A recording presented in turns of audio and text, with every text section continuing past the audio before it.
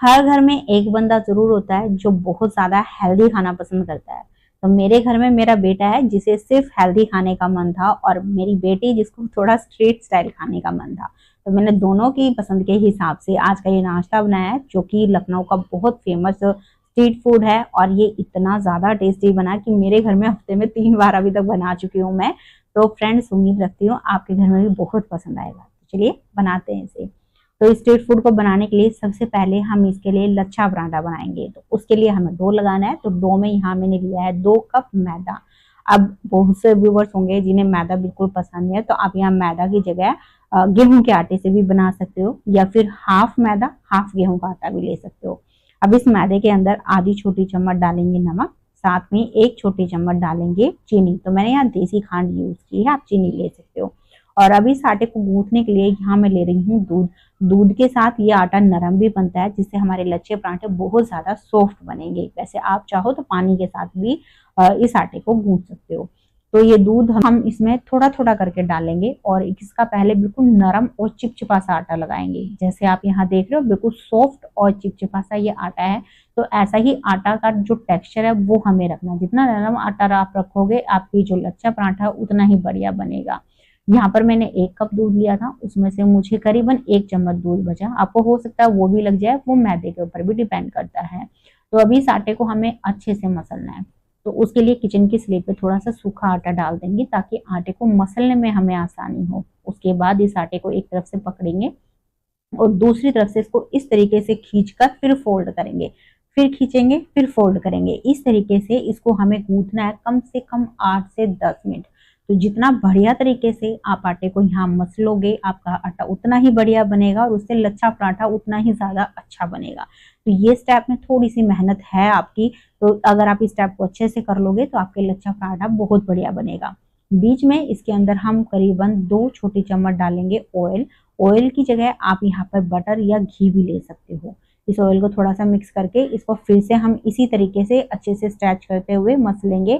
यहाँ पर यह थोड़ा सा हाथों पे चिपकता है। अगर आपको ऐसा लगे कि हाथों पे ज्यादा चिपक कर आपको मसलने में दिक्कत आ रही है, तो आप हाथों पे थोड़ा सा ऑयल लगा सकते हो बीच बीच में। साथ में किचन की स्लेब पे भी थोड़ा सा ऑयल डालकर आप इसको मसल सकते हो। इससे आटे को हैंडल करने में आपको आसानी होगी।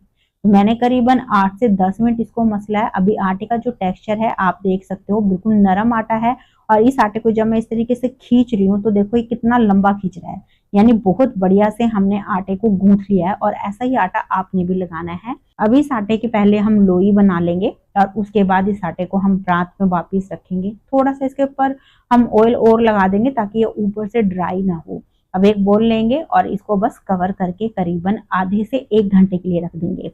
अब अगर आपके पास टाइम कम हो तो आप इसे 15 से 20 मिनट भी रख सकते हो।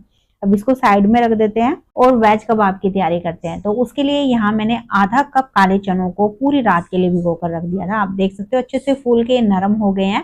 वैसे कबाब बहुत तरीके से बनाए जाते हैं, राजमा के साथ भी बनते हैं, छोलों के साथ में ही बनते हैं, पर मैंने काले चनों के साथ में बना रही हूँ। तो जो इसका पानी है उसे निकाल कर सीधा इसे कुकर में डालेंगे। साथ में ही 1 कप मैंने यहाँ सोयाबीन लिया। सोयाबीन को मैंने 10-15 मिनट पहले ही भिगो कर रख दिया था। आप देख रहे हो बहुत अच्छे से फूल के नरम हो गई है। अब इनका पानी निकालकर इन्हें भी कुकर में डाल देंगे। सोयाबीन से जो कबाब है वो और भी ज्यादा हेल्दी तो होंगे ही, साथ में टेस्ट भी बढ़िया आएगा। यहाँ पर आप सोयाबीन को बिना भिगोए भी डाल सकते हो, सिंपल वॉश करके। अब इसमें हम करीबन 1 बड़े साइज का प्याज डालेंगे। रफली काट के मैंने ऐड किया, आप चाहो तो 2 टुकड़े करके भी इसको डाल सकते हो। साथ में ही इसके मसाले जाएंगे कुछ खड़े। तो यहाँ मैंने 1 छोटी चम्मच लिया जीरा, 1 छोटी चम्मच साबुत धनिया, 1 पीस काली इलायची, 15 से 16 साबुत काली मिर्च, 2 लौंग, 1 दालचीनी का टुकड़ा, और साथ में आधी छोटी चम्मच नमक। अब इसमें करीबन 1.25 गिलास के आसपास पानी डाल देंगे। बस पानी इतना ही डालना है कि जो चने हैं वो पूरी तरीके से डूब जाए। अब बस ढक्कन लगाना है इसको, और तेज आंच पे 2 सीटी आने देनी है। उसके बाद धीमी आंच पे 2 सीटी आने दें, और फिर इसका जो प्रेशर है वो अपने आप रिलीज होने देना है। वैसे यहाँ पर जो सीटी है वो चनों के ऊपर भी डिपेंड करती है। कई बार चने सिर्फ 2 सीटी में ही कुक हो जाते हैं, और कई बार 8-8, 9-9 सीटी लग जाते हैं, जब भी चने अच्छे से नहीं पकते हैं। तो वो आपने देखना पड़ेगा। तो यहाँ पर कुकर की सीटी का प्रेशर रिलीज हो गया था, तो मैंने इसका ढक्कन निकाल दिया। तो मुझे 6 सीटी लगी यहाँ पर चनों को उबालने में। आपको जैसे मैंने पहले भी बताया, थोड़ा बहुत ऊपर नीचे हो सकता है। बस आपने इतना ही ध्यान रखना है कि चने आपके ज्यादा मैशी नहीं होने चाहिए, हल्के फुल्के कच्चे भी रह जाए तो भी कोई दिक्कत नहीं है। अब इन चनों को छान लेना है ताकि जितना भी इसका एक्स्ट्रा पानी है वो निकल जाए। उसके बाद एक करछी से हल्का सा इसको दबाएंगे, बहुत ज्यादा दबाने की जरूरत नहीं है, थोड़ा बहुत मॉइस्चर हमें यहाँ पर मिक्सचर में रहने देना है ताकि पीसने में हमें आसानी हो। अब जो ये पानी बचा हुआ है इसको आपने फेंकना नहीं है, इसको आप सब्जी में ग्रेवी के लिए यूज कर सकते हो, आटा भी गूंथ सकते हो, या फिर सूप वगैरह बना रहे हो तो उसमें भी एज अ स्टोक आप यूज कर सकते हो। अब जो मिक्सचर है इसको आपने थोड़ा सा ठंडा होने देना है ताकि इसको पीसने में हमें आसानी हो। जो खड़े मसाले हमने डाले हैं उसको आप निकाल देना, क्योंकि इनका जितना भी फ्लेवर है वो अच्छे से मिक्सचर के अंदर आ गया है। छोटे वाले खड़े मसालों को आप ऐसे ही रहने देना, उसको हम साथ में ही पीस लेंगे। अभी मिक्सचर अच्छे से यहाँ पे ठंडा हो गया है तो जार लेना है और सारा इसके अंदर डाल देना है, और उसके बाद बस ढक्कन लगा के इसको अच्छे से पीस लेना है। पीसते समय बीच बीच में आप इसको ऊपर नीचे जरूर करना ताकि आपको पीसने में आसानी हो, और साथ में मिक्सी को आप पल्स मोड पे पीसना, इससे मिक्सी पे ज्यादा लोड नहीं आएगा। फिर भी अगर मिक्सचर को पीसने में आपको बहुत ज्यादा दिक्कत आ रही है, अच्छे से पीस ही नहीं रहा है आपसे, तो आप थोड़ा बहुत पानी इसमें डाल सकते हो। बस आपने ध्यान इतना रखना है कि मिक्सचर आपका पतला नहीं होना चाहिए, आपने थिक साइड में ही मिक्सचर को रखना है। तो जैसे आप यहाँ देख भी रहे हो, पीसने के बाद जो ये मिक्सचर है मैंने बिल्कुल थिक रखा है, तो ऐसा ही मिक्सचर हमें यहाँ पर पीसना है। अब इस मिक्सचर के अंदर हम कुछ और मसाले वगैरह डालेंगे, तो मैंने यहाँ 1 टेबलस्पून लिया लहसुन अदरक का पेस्ट, 1/4 छोटी चम्मच हल्दी पाउडर, 1 छोटी चम्मच धनिया पाउडर, 1 छोटी चम्मच चाट मसाला। आप यहाँ चाट मसाले की जगह आमचूर का पाउडर भी डाल सकते हो, इससे हल्की सी खटास आएगी कबाब में जो कि बहुत बढ़िया लगती है। तो 1 छोटी चम्मच डालेंगे तीखी वाली लाल मिर्च। यहाँ पर लाल मिर्च को आप अपने टेस्ट के हिसाब से डालना, जैसे भी परिवार में तीखा खाते हैं। आप चाहो तो यहाँ पर लाल मिर्च की जगह पर हरी मिर्च भी ऐड कर सकते हो। साथ में 1 छोटी चम्मच डालेंगे नमक, या फिर नमक को आप अपने टेस्ट के हिसाब से डाल लेना, बस डालते समय ध्यान रखना चनों को उबालते समय भी हमने नमक यूज किया था। अब इसमें करीबन आधा कप मैंने बारीक चॉप करके प्याज डाला है, इससे हल्का सा क्रंच आएगा कबाब में जो कि बहुत ज्यादा टेस्टी लगता है। अब अगर आपके पास धनिया पत्ती हो तो आप यहाँ पर थोड़ा सा धनिया पत्ती भी डाल देना, उससे कबाब और भी ज्यादा टेस्टी लगेंगे। अब बाइंडिंग के लिए यहाँ मैंने 3 टेबलस्पून अरारोट का पाउडर डाला है। अब अगर आपको अरारोट यूज नहीं करना है तो आप यहाँ सिंपल चावल का आटा या बेसन भी यूज कर सकते हो। बस अच्छे से सारी चीजों को मिक्स कर लेंगे। मिक्स करने के बाद जो ये मिक्सचर है इस तरीके से हम बाइंड करके देखेंगे। आप आराम से इसकी बोल या फिर कबाब बना पा रहे हो, इतना हमें मिक्सचर रखना है। अगर आपको जरूरत लगे तो आप थोड़ा सा बेसन, चावल का आटा या अरारोट और ऐड कर सकते हो। तो अभी कबाब बनाने से पहले हम आंच पे एक नॉनस्टिक तवा रख लेंगे और इसमें करीबन 2 से 3 टेबलस्पून ऑयल डाल देंगे। आप यहाँ ऑयल की क्वांटिटी थोड़ी सी कम भी ले सकते हो, आप 1 चम्मच तेल में भी कबाब को बना सकते हो, या फिर इसकी जगह देसी घी भी ले सकते हो। मैंने ये पहला बैच ऑयल में बनाया था, पर दूसरा बैच मैंने देसी घी में बनाया था। वैसे घी के साथ जो कबाब है वो ज्यादा बढ़िया बनते हैं। अब इस तेल को हम एक बार धीमी आंच पे गर्म होने के लिए रख देंगे, और जो हमारा ये कबाब का मिक्सचर है इसको हम शेप देंगे। तो उससे पहले आप हाथों पे थोड़ा सा ऑयल लगा लेना और फिर इस तरीके से इसमें मिक्सचर लेंगे और इसको हल्का सा बाइंड करके हम कबाब की शेप देंगे। हल्का सा पतली साइड में रखना, इससे कबाब ज्यादा बढ़िया बनेंगे। अगर थोड़ा ज्यादा मोटे रखोगे तो अंदर से हो सकता है वो कच्चा रह जाए। तो इस तरीके से कबाब की शेप देंगे और बस तवे के बिल्कुल पास में ले जाकर आराम से इनको तवे पे रखेंगे। तो बहुत इजी है कबाब बनाना। अगर मिक्सचर आपका अच्छा बना है तो कबाब बनाने में आपको बिल्कुल भी मेहनत नहीं लगेगी। यहाँ पर कबाब को डालने के बाद आप आंच को लो और मीडियम के बीच में कर देना और आराम से इसको फ्राई होने देना। तेज आंच पे फ्राई नहीं करना है, नहीं तो कबाब थोड़े से सॉफ्ट साइड में बनेंगे। अगर आपको बिल्कुल क्रिस्पी कबाब चाहिए तो आप आंच को लो और मीडियम के बीच में रखना, फिर आपके जो कबाब एकदम क्रिस्पी बनेंगे और बहुत अच्छे से सिकेंगे। 1 से 2 मिनट इसको सेकने के बाद आप इसको पलट देना। बस आपने ध्यान रखना है कबाब बहुत सॉफ्ट है, आप बिल्कुल आराम से इनको पलटना और बस दूसरी तरफ से भी इसी तरीके से लो टू मीडियम फ्लेम पे आराम से इनको सिकने देना है जब तक कि बिल्कुल क्रिस्प नहीं हो जाते। अब जब तक हमारे कबाब सिक रहे हैं हम यहाँ पर लच्छा पराठा भी बना लेंगे। तो उसके लिए जो डो हमने रखा है, करीबन मैंने 1 घंटा इसको रखा है, तो थोड़ा सा सॉफ्ट हो गया है। तो अभी इसको हल्का सा और गूंथ लेंगे ताकि ये थोड़ा सा दोबारा से चिकना हो जाए। अब इसके बाद एक इसका पोर्शन तोड़ेंगे और एक इसकी चिकनी सी लोई बना लेंगे। लोई का साइज आपने थोड़ा सा नॉर्मल रोटी के मुकाबले बड़ा रखना है। आप प्लेटफॉर्म पे थोड़ा सूखा आटा डाल के इस लोई को हल्का सा प्रेस करेंगे और फिर इसको बेल लेंगे। इसकी हमें एक बड़े साइज की रोटी बेलनी है, जितना हो सके उतना बड़े साइज में आप इस रोटी को बेल लो। बीच में अगर सूखा आटा लगाने की जरूरत पड़ती है तो आप लगा लेना।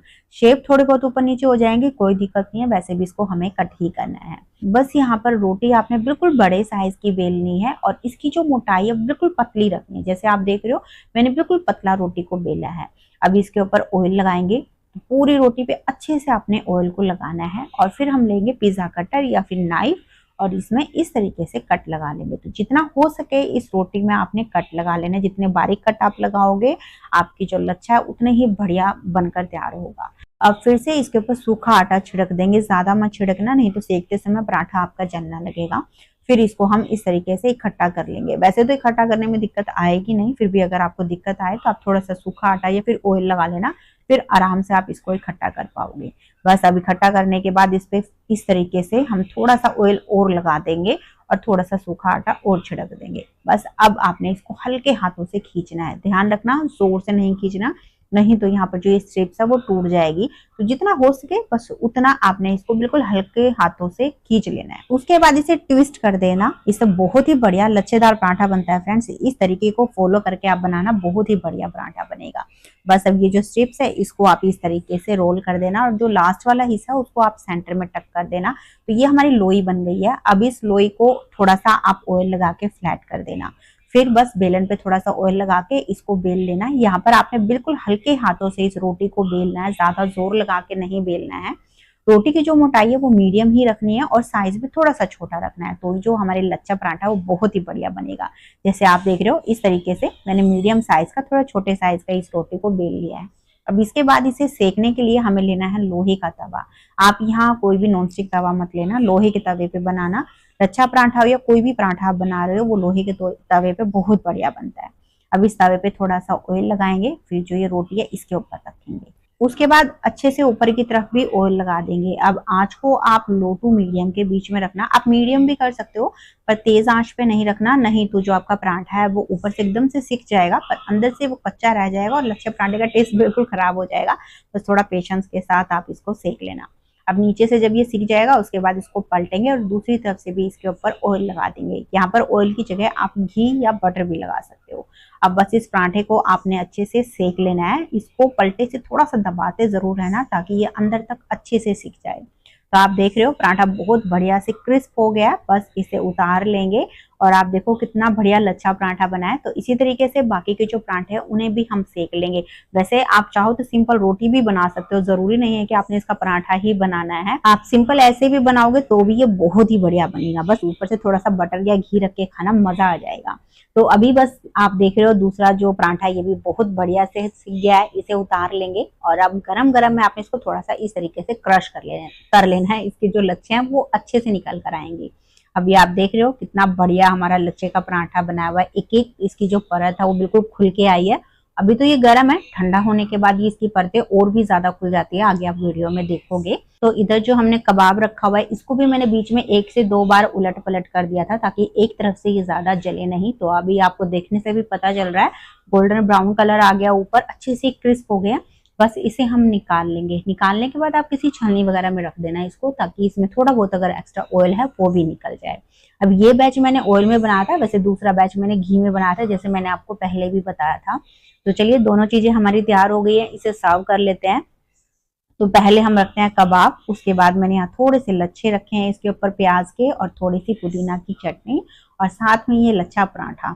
तो मेरे बेटे को लच्छा पराठा नहीं पसंद आया, उसने मुझसे आटे का ही लच्छा पराठा बनवाया, पर घर में ये बनते ही खत्म हो गया। इतना ज्यादा बढ़िया कॉम्बिनेशन था ना फ्रेंड्स की वीडियो बनाते बनाते ये खत्म हो गया। बड़ी मुश्किल से मैंने ये जो कबाब वगैरह ये रखे कि कम से कम वीडियो के लिए तो रख दो।